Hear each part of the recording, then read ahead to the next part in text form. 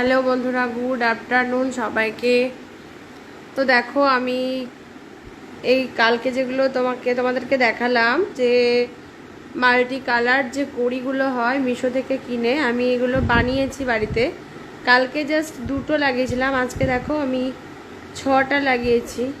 তো একটা ভালো লুক একটা দেখাচ্ছে, তো তোমাদের সাথে শেয়ার করব বলে আমি এটা পরে আর কি দেখালাম। তো একটু বলো যে কেমন হয়েছে, কানেরগুলো ইয়ারিংগুলো কেমন হয়েছে।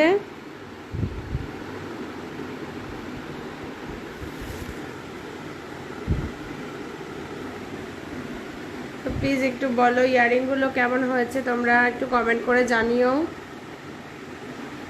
মানে একটা সিম্পলের মধ্যে বারবার ওই বাইরে থেকে কেনার থেকে বাড়িতে তৈরি করে নেওয়াটাই বেটার, তাই না?